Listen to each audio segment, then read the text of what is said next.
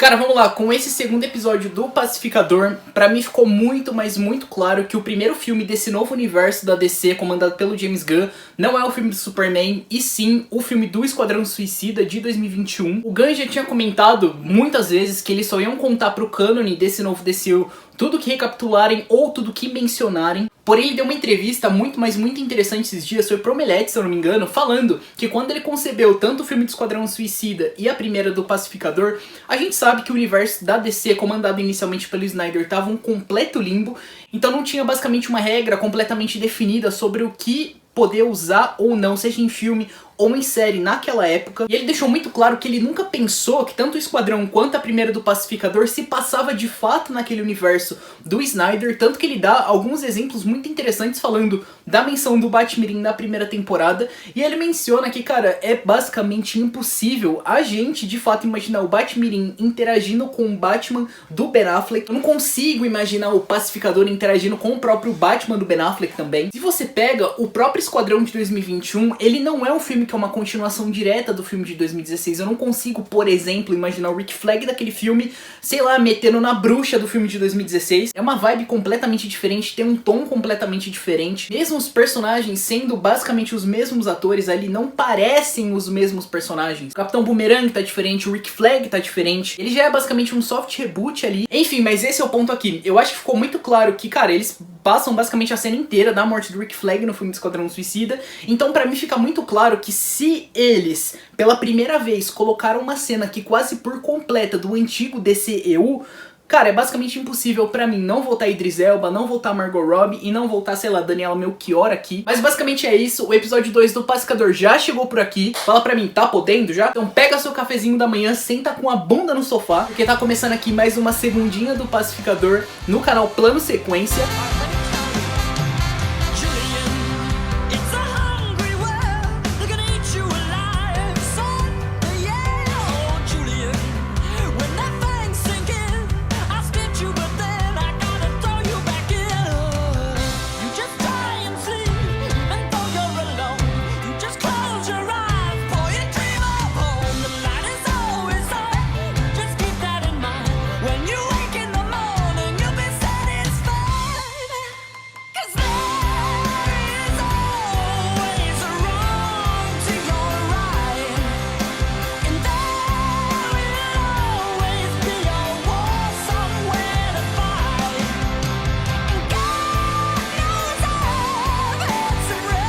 Esse episódio o James Gunn só escreve, tá? Ele é dirigido aqui pelo Greg Mottola. Quem é Greg Mottola? Não sei quem é Greg Mottola. O Greg Mottola apenas dirigiu a minha comédia favorita de todos os tempos. O cara dirigiu Superbad é hoje, cara. Cara, só pra mim isso daí já é 100% de crédito. O cara pra mim é pica. Ele dirigiu também Paul, o Alien Fugitivo, que é excelente. Ele sempre sabe conduzir o humor muito bem em todos os filmes que ele faz. Mas esse episódio, especificamente, eu senti que é um episódio muito mais tranquilo até em relação ao humor. E não tem tanta referência ao próprio universo da DC, igual tem no primeiro episódio, que tem mais pra frente também. Eu sinto que é um episódio mais íntimo, um episódio muito mais pessoal. Logo no início já mostra o Rick Flag Sr. se tornando de fato o diretor da Argus. Então já dá pra assumir que lá no filme do Superman ele já de fato era o diretor da Argus. Eles não mencionam isso, mas aqui já fica muito claro. O primeiro ato dele como diretor é buscar as informações da morte do Rick Flag lá em Corto Maltese. Ele pega todos os arquivos que foi escondido pela Waller envolvendo o Projeto Estrela do Mar e a morte do Rick Flag. Eu curto muito, mas muito Frank Grillo, principalmente aqui. Eu acho que ele sempre consegue passar uma presença muito forte quando ele tá em cena.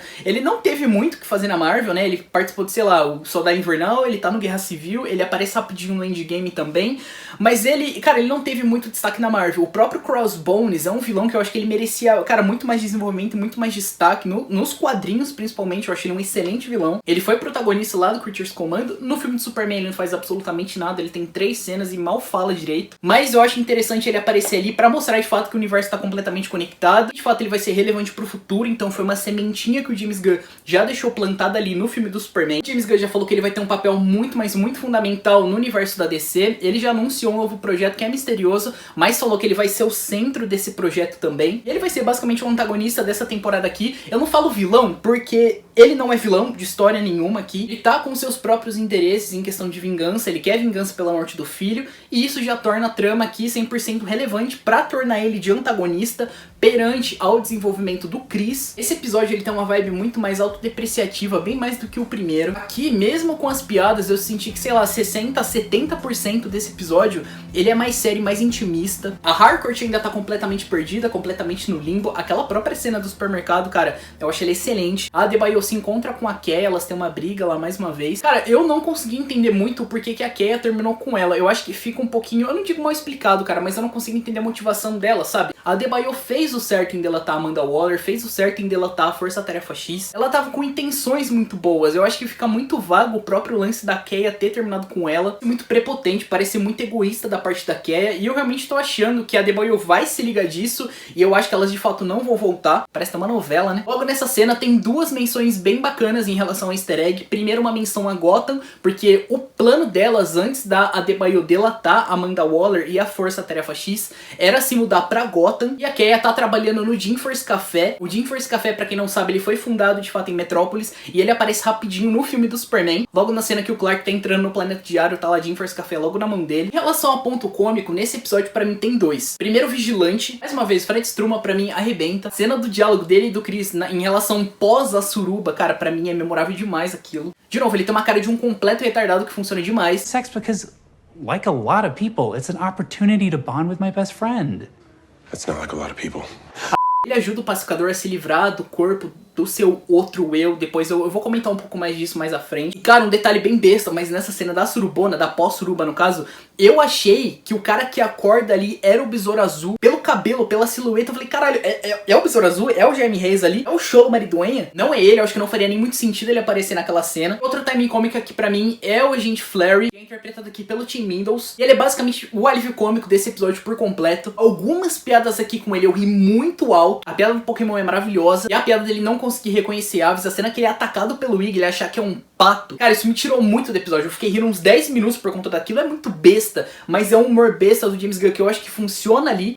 Outras piadas eu acho que nem tanto, porque eu acho que ela soa muito repetitiva. Repete a mesma piada 2, 3, 4 vezes. Tem uma hora que você fala, meu amigo, uma vez tava bom já, tá ligado? Mais uma vez, tá? O Wiggly, cara, é perfeito. Cara, é bizarro o quanto o James Gunn, ele consegue criar uma verossemelhança surreal com um personagem digital, seja o Rocket, seja o Groot, seja o Crypto, ou até o Wiggly aqui. A cena que o Chris abraça o Wiggly, ele começa a passar a mão no pelo dele. Cara, é bizarramente real aquilo ali, mesmo a gente sabendo que não é real. Mais uma vez, a melhor coisa desse episódio pra mim é a jornada do pacificador. Cara, ele mata o próprio eu da outra realidade. Imagina isso, cara. Você assassina o seu você de uma outra realidade, que é uma realidade que você basicamente sempre sonhou, é uma realidade que você sempre almejou, é a realidade perfeita pra você. Aquele outro eu tem absolutamente tudo que você sempre quis, tem o amor do pai que você sempre quis, tem o amor do irmão que você não teve, tem a mulher que você sempre quis, e ele ainda vai lá e consegue matar ele, mesmo que seja na cagada. Eu acho que isso é necessário aqui pra dar toda a carga dramática que o episódio e a narrativa envolvendo o pacificador precisava aqui. Você vê que ele fica completamente traumatizado com aquilo, a própria cena do banho, dele tomando banho, se esfregando, e cara, o sangue que tá no corpo dele é o dele próprio, só que de uma outra realidade. Isso mexe muito com a cabeça dele. Ele fica incomodado, ele mal faz piada o episódio inteiro. Tem uma ou duas piadas só que você vê que é um humor, que nem eu falei, muito mais autodepreciativo também. Não é aquele humor que você dá risada, você vê que ele tá completamente perturbado com aquela situação. E mais uma vez o John Cena dá um puta show nessa cena. Cara, a própria cena dele esquartejando o corpo dele é uma cena tão pesada, eu não digo nem pelo sangue, nem pelo gore, mas eu acho que por tudo que ela representa, tem uma carga emocional e dramática muito forte ali, e o John Cena mais uma vez ele consegue passar isso muito bem. Cortando dessa cena, tem a cena da festinha também lá no terraço, que tem a piada da cerveja. Essa cena já tinha no trailer, eu rachei o bico no trailer e rachei o bico aqui mais uma vez. Eu acho que é uma cena basicamente pra você quebrar um gelo e mostrar que aqueles personagens ainda são muito, mas muito amigos, independente das situações, e independente de, cara, tá todo mundo fudido ali, mas em momentos diferentes da vida, mas mesmo assim eles arranjam um tempo pra conseguir se reunir. Você vê que tudo aquilo é um refúgio muito bacana pra eles. Gosto muito do diálogo da Harcourt com o Chris também. Você vê que ela tá com um conflito muito grande envolvendo ela em relação ao Chris, você não sabe, e ela mesmo não sabe se ela gosta dele ou não, e você vê que ele já perdeu 100% de esperança em de fato conquistar ela, e é nesse momento que ele pega o celular do seu eu da outra realidade e ele vê que ele tava bem com ela ali, mesmo eles tendo terminado. Inclusive, Isso eu não posso falar. Eu realmente não posso falar. Eu já dei um spoiler dos próximos episódios, eu não vou falar. Mas eu gosto muito da cena, cara, ele enche a cara, ele volta pra casa dele, ele nem percebe o caos completo que tá a casa dele, ele nem se toca que a casa dele foi completamente invadida pela Argus. Ele vê as fotos e acaba entrando na outra realidade. Cara, que cena foda. Mas, como eu falei, é um episódio bem mais calmo, um episódio mais pessoal. Em relação à referência, tem mais uma referência no celular do Pacificador, o símbolo da Lord Tech ali, do Maxwell Lord. Uma outra paradinha, cara, eu pausei essa cena 1 milhão de vezes, eu realmente não achei nada. Que é a cena que na hora que ele pega o celular do outro Pacificador da outra realidade, ele entra na lista de contato dele, cara, tem muito, mas muito nome ali. Eu imagino que, sei lá, o James Gunn e o Greg Mottola deve ter colocado, sei lá, o nome do pessoal da produção ali pra fazer uma referência. Mas eu tava esperando aparecer, sei lá, uma Harlequina ali, rapidinho, tá ligado? Eu peguei nome por nome, não achei realmente porra nenhuma, não tem nenhuma referência ali. É basicamente isso, que nem eu falei, eu já vi agora os 5 primeiros episódios, tá? Que a HBO me mandou. HBO, mais uma vez, muito obrigado aqui pela moral. O terceiro episódio, ele tá muito mais interessante, tanto em questão de trama e questão de referência. Eu tô muito ansioso pra fazer o vídeo e conseguir mostrar pra vocês aqui. Mas é isso, cara, essa série pra mim, eu acho que ainda... ela tá no nível da primeira, tá? Eu acho que não tem uma caída em nenhum momento ainda. O fato desse episódio ser um pouco mais parado, um pouco mais intimista e ter alguns probleminhas, cara, não tira o brilho ainda da série. Mas, rapaziada, basicamente é isso. Espero que vocês tenham gostado de mais uma segundinha do Pacificador. Se você gostou desse vídeo, deixa um like, se inscreve no canal e não esquece também do sininho. Se você pegou alguma referência que eu mosquei e não coloquei aqui no vídeo, coloca aqui nos comentários. Pode caprichar nos spoilers também, tá liberado. Muito obrigado por assistir mais esse vídeo. Tchau!